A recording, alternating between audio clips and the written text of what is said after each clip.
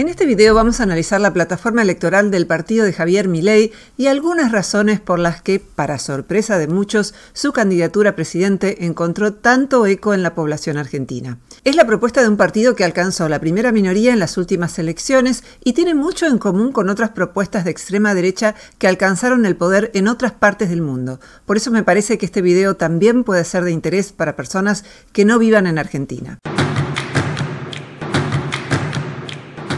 El triunfo de la extrema derecha en Argentina no es ajeno a otros procesos similares que tuvieron lugar en Brasil con la presidencia de Bolsonaro, en Estados Unidos con la presidencia de Trump o en España con el surgimiento del partido Vox, entre otros. Para sorpresa de casi todos, en las últimas elecciones el economista y libertario de derecha Javier Milei pateó el tablero del bipartidismo de los últimos años. Las elecciones de autoridades recién serán en octubre. En estos comicios se votó para que cada fuerza elija a sus candidatos. Se trata de una suerte de ensayo general que prefigura cuáles podrían llegar a ser los resultados de la elección general de octubre. Javier Milei obtuvo 30,04% de los votos a nivel nacional. Su contrincante de Juntos por el Cambio, que también tiene una propuesta de derecha, aunque menos radical, obtuvo 28,27% y el kirchnerismo, el partido que está en el poder, obtuvo 27,27%. Es decir, el país está dividido en tres propuestas políticas mayoritarias con un número bastante parejo de votos. Lo mejor sería tener un estudio que mostrara las razones por las que los votantes de Milei lo han elegido. Como no hay un estudio semejante a gran escala, solo nos queda especular en torno a algunas de esas razones. Creo que la consagración de Milei como primera minoría en las PASO es un fenómeno multicausal. Diría que el factor económico, puntualmente una inflación anual que supera el 100%, es una variable importante para optar por un partido nuevo que nunca estuvo en el poder, aunque sus recetas sean viejas. Basta focalizar en las consecuencias que tuvo el plan de convertibilidad de Menem, en el que la moneda nacional fue equiparada al dólar para comprobar que esa estrategia ya fue utilizada y a largo plazo no fue eficaz. Desde ya que hay un voto castigo por las malas administraciones y por los privilegios de muchos políticos en el ejercicio del poder, y también un hartazgo con los grupos más radicales del feminismo, que son andrófobos y promueven el quebrantamiento de garantías constitucionales como el principio de inocencia y el del debido proceso. El partido de Milei es el único que promueve cerrar el Ministerio de la Mujer y promulgar una ley contra las falsas denuncias, un fenómeno que lleva a muchos hombres inocentes a la cárcel y debilita las denuncias de quienes son auténticas víctimas de la violencia. Por último, un componente no menos importante es el de la publicidad que tuvo Milei en los canales de televisión y en las redes sociales. Veo a periodistas de la TV sorprendidos por el resultado de las PASO, pero fueron esos periodistas quienes lo entrevistaban una y otra vez cuando aún pocos lo conocían, mucho más de lo que entrevistaban a otros políticos. El loquito gritón les daba rating con sus desbordes y ninguno de esos periodistas hubiera dedicado tanto espacio televisivo a un proyecto de izquierda. Ninguna elección se explica solo por la publicidad, pero es falso, como creen algunos, que Milei haya sido solo el producto de redes sociales.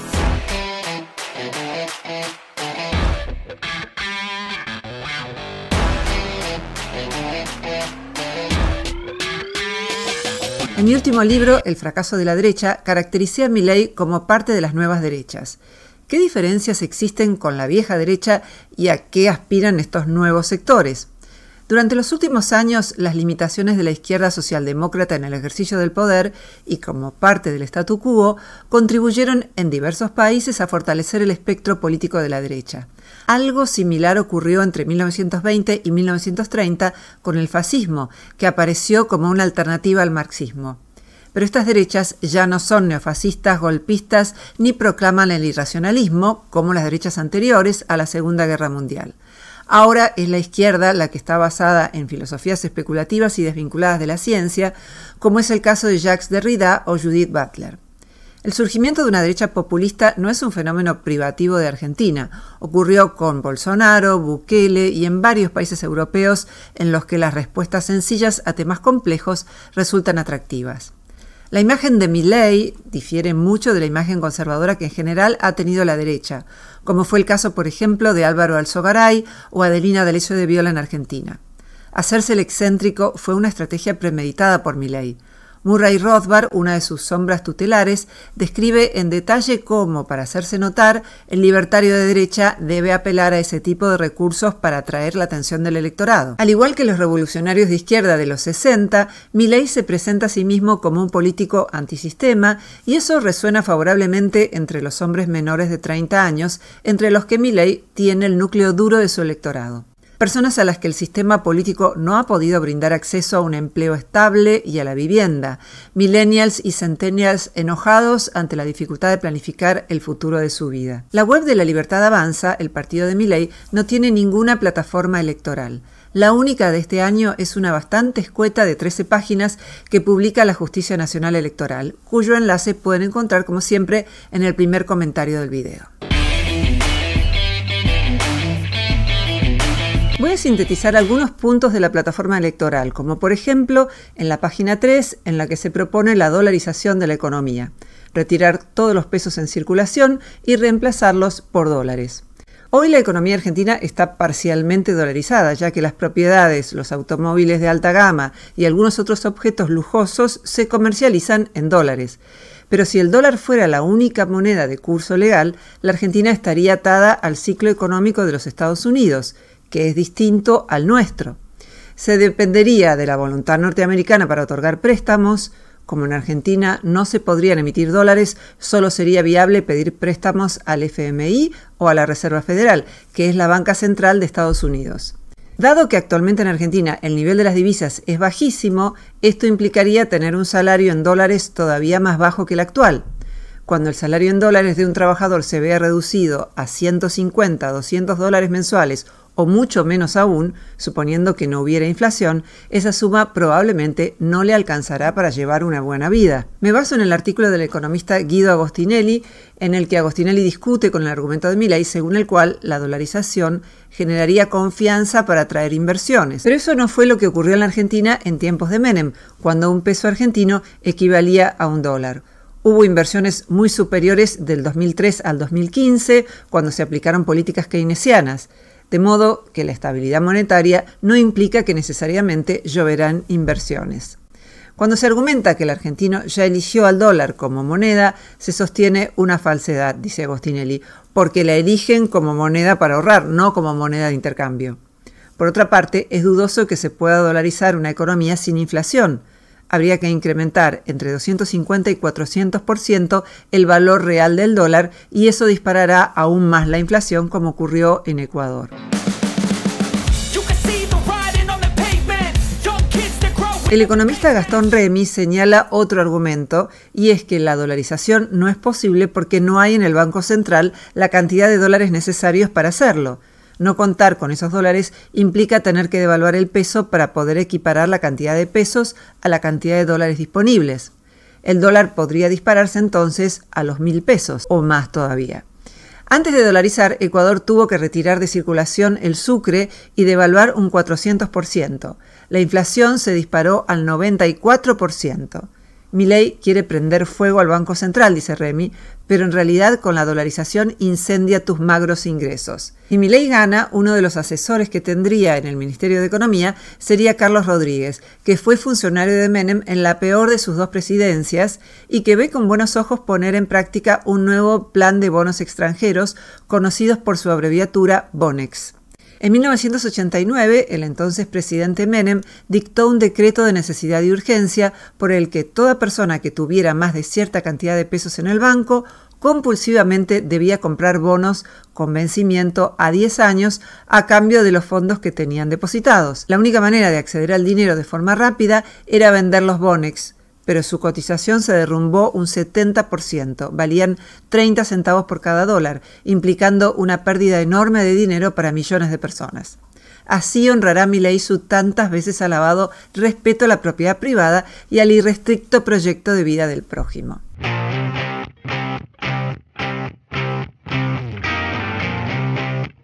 La plataforma electoral de Milei refiere a cambios realizados en etapas.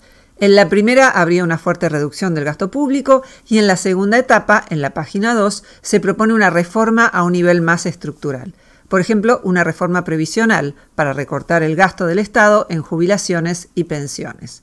Se considera que esa área es una de las que más empujan el déficit fiscal, por lo que se alentará un sistema de capitalización privado junto a un programa de retiros voluntarios de empleados públicos y achicamiento del Estado. Esta plataforma es poco específica, pero la plataforma del 2021 del partido anterior de Milei, Avanza Libertad, el que tuvo en conjunción con Spert, brinda mucho más detalles. Y en cuanto al contenido, no tiene muchas diferencias con la plataforma actual. La diferencia es que la plataforma del 2021 es mucho más extensa. Milei y Spert formaron parte de un espacio compartido por menos de un año, desde el 2020 hasta el 2021, por lo que esta plataforma electoral del 2021 fue aceptada por ambos. Sobre la jubilación, la plataforma del 2021 propone terminar con las jubilaciones universales que Argentina otorga a partir de los 65 años, una vez que se probó que la persona no tiene otros recursos. Técnicamente se denomina pensión universal para el adulto mayor y la tienen todos los países desarrollados,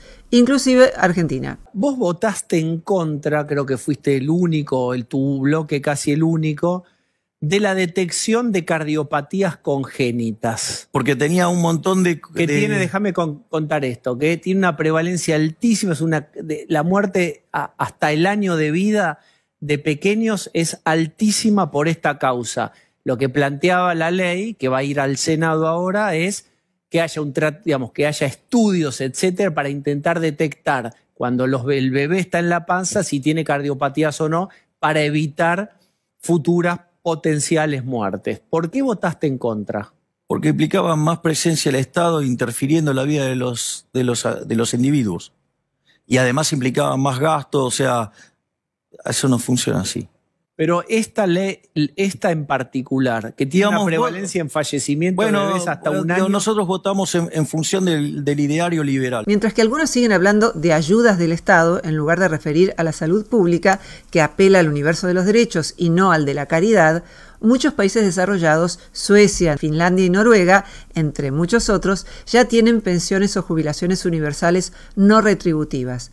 No es necesario haber realizado aportes para gozar de ese derecho. También países en desarrollo como Argentina, Bolivia, Cabo Verde, China, Namibia, Sudáfrica o Tailandia tienen jubilaciones o pensiones universales según la Organización Internacional del Trabajo. Con respecto a las jubilaciones ya otorgadas, la plataforma del 2021 dice que desaparecerán las jubilaciones por moratoria en las que se exigen menos años de aportes solo para empezar a cobrar, porque se les descuenta de lo que cobran, lo que les faltaba pagar, teniendo en consideración que muchos argentinos han trabajado en negro o han padecido discontinuidades laborales originadas en vaivenes de la economía o en cambios tecnológicos. Como no pueden quitar un derecho adquirido en ese dominio, en lugar de anular estos beneficios, no van a indexarlos, así como señala que no indexarán la asignación por hijo, con lo que al año, con más de un 100% de inflación, los ingresos se reducirán hasta volverse insignificantes. A la derecha la idea de pensión universal le parte la cabeza, porque imagina que todos nacemos con las mismas posibilidades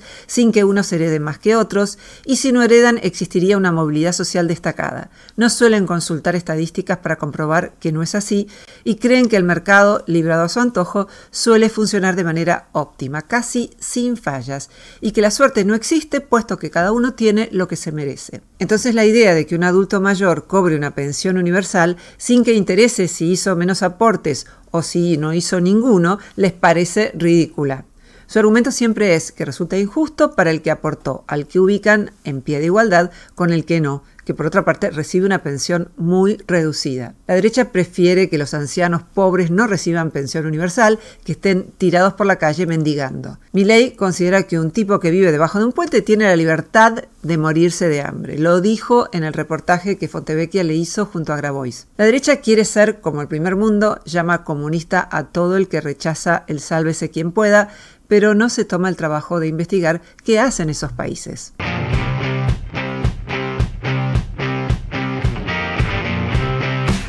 En la plataforma electoral del 2023, página 10, dice, cito, el Servicio Penitenciario Federal se encuentra colapsado por, abrevio, la ideologización a favor del detenido. ¿Ideologización en favor del detenido? En las cárceles federales hay un 51,30% de personas cumpliendo prisión preventiva, sin sentencia firme.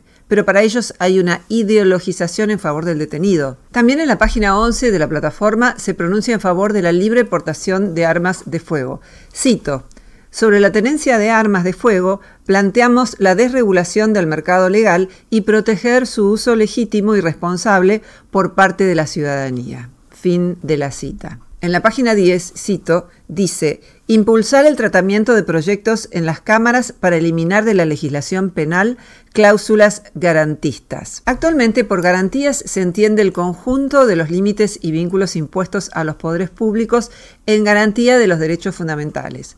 Pero la derecha tiene una idea completamente equivocada del garantismo. Cree que es una doctrina para liberar presos. Sin embargo, el garantismo se originó en el derecho penal, en la cultura jurídica italiana de los años 70 y 80, como réplica a la legislación que en aquellos años redujo el débil sistema de las garantías del debido proceso, que incluyen el principio de inocencia y el de legalidad, entre otros.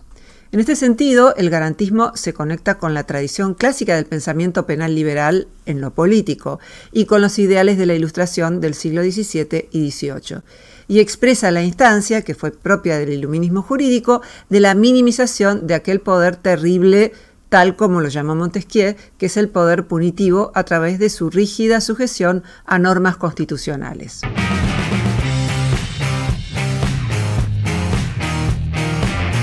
En la página 8 de la plataforma del 2023 se propone proteger al niño desde la concepción, es decir, derogar la ley de despenalización del aborto. Milei dijo que quiere plebiscitar el tema, ignora que las leyes penales no se plebiscitan. También se propone terminar con el dictado de la educación sexual integral en todos los colegios, aunque en la plataforma electoral no lo dice, solo figura que reducirá a 8 el número de ministerios. En numerosas oportunidades, Milei aseguró que si es elegido presidente, cerrará el Ministerio de la Mujer. ¿Cuántos votos de ciudadanos hartos de la androfobia del feminismo hegemónico sumó Milei? Ciudadanos cansados de que los jueces estén presionados para mantener en prisión preventiva a hombres víctimas de falsas denuncias realizadas por mujeres vengativas. Mujeres que quieren obtener algo con el atajo más directo. Puede ser irse con sus hijos a otra provincia tras una separación, ocupar un cargo público, como ocurrió con la falsa denuncia de la que fue objeto el diputado Cáceres, o por muchas otras razones. El único proyecto para penalizar las falsas denuncias es el del partido de Milei. En la página 3 de la plataforma del 2023 dice mejorar autopistas, rutas, caminos con inversiones privadas a fin de favorecer el intercambio de productos con los países de la región, provincias y municipios. De mejorar la red ferroviaria, ni hablar, le debe parecer una medida demasiado zurdita.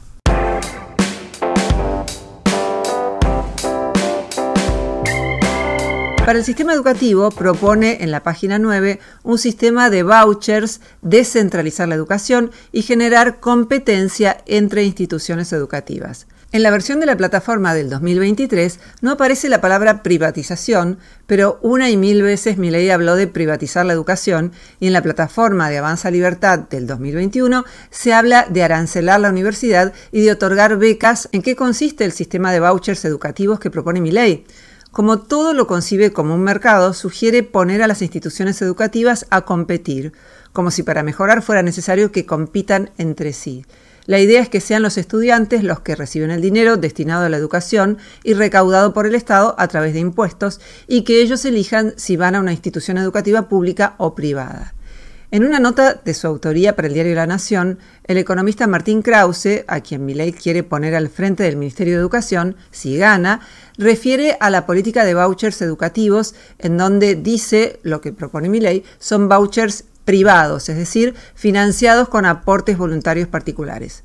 La idea tampoco es tan extraña y la conocemos aquí en todo el mundo como becas, que otorgan personas o empresas para que otros puedan estudiar. No es nada más que eso. A través de esta lógica de mercado, los colegios tendrían que competir entre sí para atraer a la mayor cantidad de alumnos posibles. Este sistema educativo fue propuesto durante la década del 60 por el economista liberal Milton Friedman. Con el paso del tiempo, distintos países implementaron esta medida bajo distintas modalidades y con resultados muy variados. Algunos de estos son Chile, Nueva Zelanda, Dinamarca y Suecia. A Chile los resultados en las pruebas internacionales lo posicionan como líder en la región, aunque eso no es indicador de que la mejora sea producto del sistema de vouchers escolares. En cuanto a Suecia, ejemplo que en el pasado Milei usó para asegurar que el sistema funciona, entre el 2003 y el 2012 se obtuvieron peores resultados a medida que pasaban los años. Sin embargo, en la última evaluación estuvo entre los 10 estados mejor situados y en el top 5 de Europa. Nuevamente, no es posible saber si el sistema de vouchers tuvo algo que ver o no. En la página 27 de la plataforma del 2021 se afirma que se eliminaría o limitaría severamente el derecho a huelga de los docentes. Nada parece reparar en que el derecho a huelga es uno de los que específicamente puntualiza la Constitución Nacional. En la página 9 de la plataforma del 2021 se hace referencia a la limitación del derecho a huelga en todas las actividades, algo completamente inconstitucional. En numerosas oportunidades, Milei señaló que el sistema educativo actual adoctrina. En general, los libertarios de derecha llaman enseñanza cuando están de acuerdo con lo que se transmite y adoctrinamiento cuando discrepan. La religión se enseña, la educación sexual adoctrina. La filosofía de John Locke se enseña, la filosofía de Karl Marx adoctrina. La economía de Murray Rothbard se enseña, la economía de Thomas Piketty adoctrina. La libre portación de armas se enseña, las marchas de orgullo gay adoctrinan.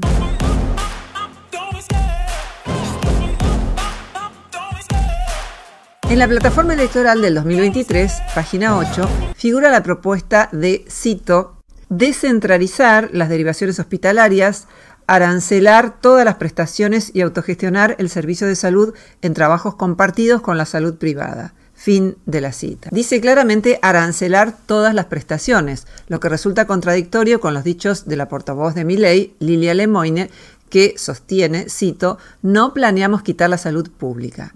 Esto no significa que no conserven en absoluto la gratuidad de los hospitales públicos, pero el modelo de salud parece ser uno de los más cuestionables del planeta, el de los Estados Unidos. Es decir, no acabará del todo con la salud pública, sino que la reducirá a su mínima expresión.